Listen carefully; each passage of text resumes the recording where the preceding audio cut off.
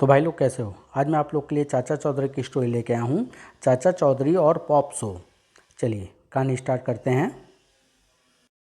Professor Godbole साहब किन विचारों में खोए हुए हैं। चाचा चौधरी, यहाँ के स्टूडेंट को कॉलेज बहुत दूर जाना पड़ता है। अगर करीब एक कॉलेज खोल दिया जाए तो विद्यार्थियों को मीलों दूर न जाना पड़े।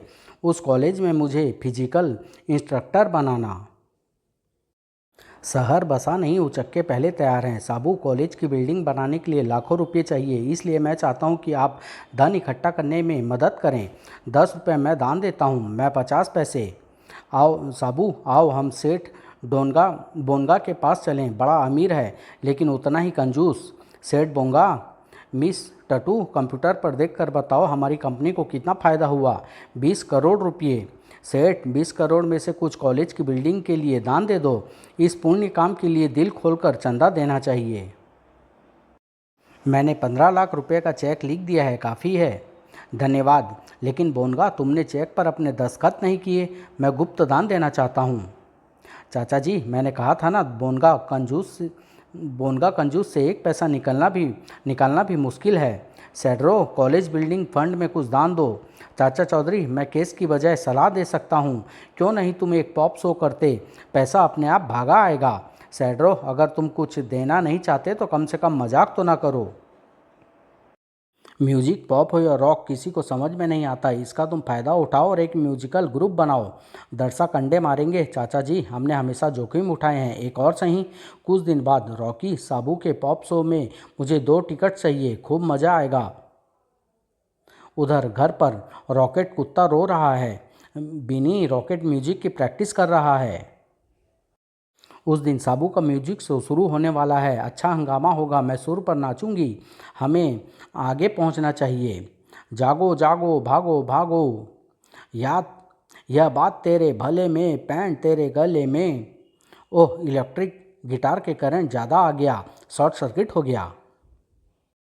धड़ाक। चाचा जी, जनता जूते बरसाने लगी है, लेकिन जूते के अंदर 100 रुपये का नोट है। करेंसी नोट को स्टेज तक पहुंचाने का यह एक तरीका है। हुर्रे, क्या म्यूजिक है, बिल्कुल नए सुर हैं, मज़ा आ गया। यह 10,000 रुपये का चेक है, काफ़ी धन इकट्ठा हो गया। प्रोफेसर गोडबोले के पास चलें।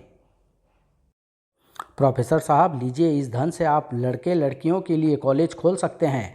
चाचा चौधरी, मैं तुम्हारा आभारी हूँ। अंदर आओ और मेरे साथ चाय पियो। मैं नल का पानी पीऊँगा। आह, हो, यह सारा पैसा मेरा है। मैं अमीर हो गया। अरे, यह धन कॉलेज के लिए है, दूर रहो। अगर तुमने एक कदम आगे बढ़ाया तो मैं करेंसी नोटों को आग लगा दूंगा। ओह, कुछ दिन बाद तुम्हारे प्रयत्नों से एक सपना साकार हो गया। कारोज का ट्रक। खूबसूरत लड़की, मैं तुम्हें पसंद करता हूँ और तुमसे शादी करना चाहता हूँ, लेकिन तुम मुझे पसंद नहीं।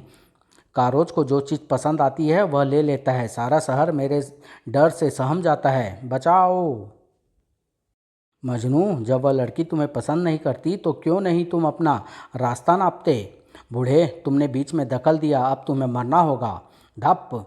मैंने छुरा तुम्हारी पीठ में घोपा घोपा, तुम्हारे जिस्म से न खून टपका न जख्म हुआ, क्योंकि मेरी पीठ पर 4 इंच मोटा रबड़ फोम बंधा है। फिर भी मैं तुम्हें मार डालूंगा। मेरे ख्याल से अब वह किसी लड़की को परेशान नहीं करेगा। रॉकेट, चलो चलें। कोरोज कोराज को आज तक किसी से मात नहीं खानी पड़ी। मैं उस छोटे आदमी को नरक भेज कर ही चैन लूँगा। वह लाल पगड़ी वाला इधर गया था, मैं उसे ट्रक के नीचे कुचल दूंगा। जब वह मर जाएगा तो उसकी चमड़ी सुखाकर मैं उसके जूते बनाऊंगा। चाची, रॉकेट लौट आया है। चाचा जी आते होंगे, उनका खाना लगाओ। तुम दोनों को बस हमेशा खाने की सुस्ती है।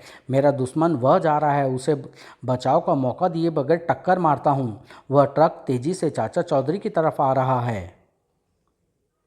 मुझे नीचे उतारो, जाओ उस कूड़े के ढेर पर। धन्यवाद साबू। भोजन और रुपया। 1 करोड़ रुपये का क्या लोगे। पहले तो हम दुनिया की सैर करेंगे, फिर रहने के लिए एक अच्छा सा मकान खरीदेंगे, एक इम्पोर्टेड कार लेंगे, कुछ गरीबों में दान करेंगे। काफ़ी दिनों से तुमने मुझे जेवर खरीद कर नहीं दिए, चलो तुम्हें डायमंड का कीमती सेट ले देंगे, और कपड़े भी।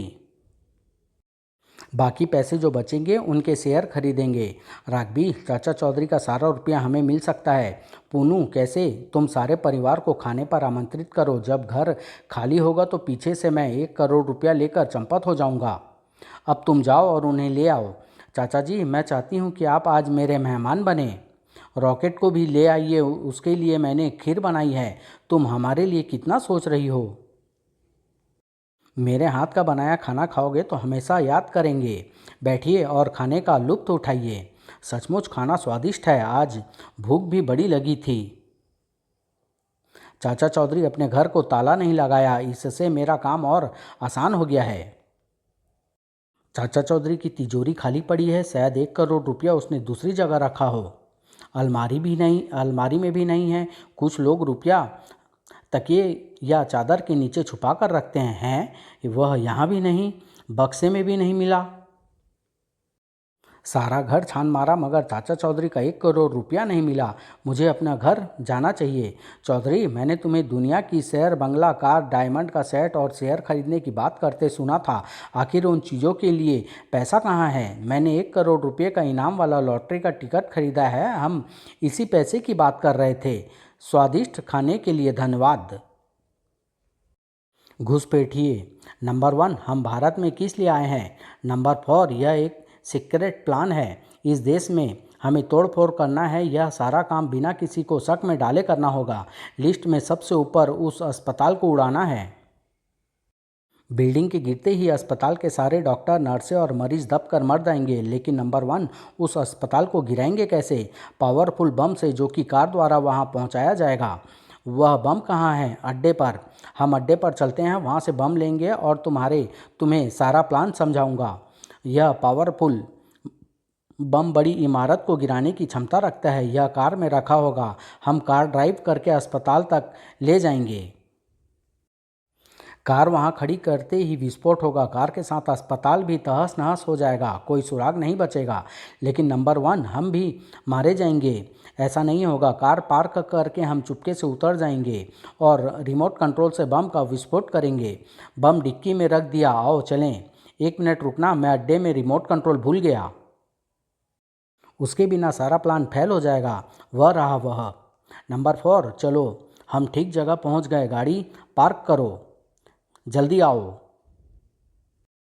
बिल्डिंग के अंदर के लोगों के मरने की घड़ी आ गई। भड़ाम! ओह, यह कैसे हो गया? जो दूसरों को बुरा चाहता है उसका अपना बुरा होता है। जब तुम रिमोट कंट्रोल लेने गए थे तब मैं चुपके से तुम्हारी कार की डिक्की में घुस गया था। लेकिन तुमको हमारे प्लान का पता कैसे चला? जब तुमने षड्यंत्र रचा था वहाँ पेड़ पर मैं बैठा था, तुम दोनों की बातें मैंने सुनी। विस्फोट होगा और कार के साथ अस्पताल भी तहस नहस हो जाएगा। जब तुम रिमोट कंट्रोल लेने गए मैं चुपके से कार की डिक्की में बैठ गया। यही मौका है। और कुछ देर बाद मैंने बम डिक्की से बाहर फेंक दिया। संयोग से तुमने उसी जगह खड़े होकर रिमोट कंट्रोल का बटन दबाया जहाँ बम पड़ा था। बाज का षड्यंत्र। वह कार आ रही है। रोनो, छोड़ो। ओह, अगर वह भारी वजन कार पर गिर पड़ा तो उसमें बैठे सारे व्यक्ति मर जाएंगे। पकड़ लिया। सूद, उस बड़े आदमी ने हमें बचा लिया। कार रोको, हम तुम्हारे आभारी हैं। तुमने हमारी जान बचाई, वह मेरा फर्ज था। रोनो, हमारा प्लान फेल हो गया। बाज, मैंने भार को ठीक टाइम पर छोड़ा था। जो मेरे रास्ते में आता है मैं उसे हटा देता हूँ। उस लंबे आदमी को मरना होगा। उस विशाल आदमी को मारना आसान नहीं बाज, मुश्किल को बाज आसान करना जानता है। नीचे चलो। मैं उसे बंदूक या तलवार से नहीं मारूंगा। मेरा ऐसा षड्यंत्र है कि वह मर जाएगा और आह भी नहीं निकलेगी। यह पानी से भरा ड्रम हमारा हथियार है। इस ड्रम के साथ मैंने हाई वोल्टेज की बिजली की तार लगा दी। स्विच ऑन कर दिया। अब करंट उस ड्रम तक पहुंच रहा है। तुम जाकर उस लंबू से कहो कि पानी का ड्रम उठाकर तुम्हारे घर पहुंचा दे। मैं समझ गया। पहलवान, मेरे घर में पानी नहीं है, मेरी मदद करो। मैं नदी से पानी ले आता हूं। उसकी ज़रूरत नहीं, मेरे साथ आओ। उस ड्रम में पानी है, वह मेरे घर तक पहुंचा दो। मैं तुम्हारा एहसान मानूंगा। यह मेरे लिए मामूली बात है। आओ चलें। किधर है तुम्हारा घर? तुम हैरान क्यों हो?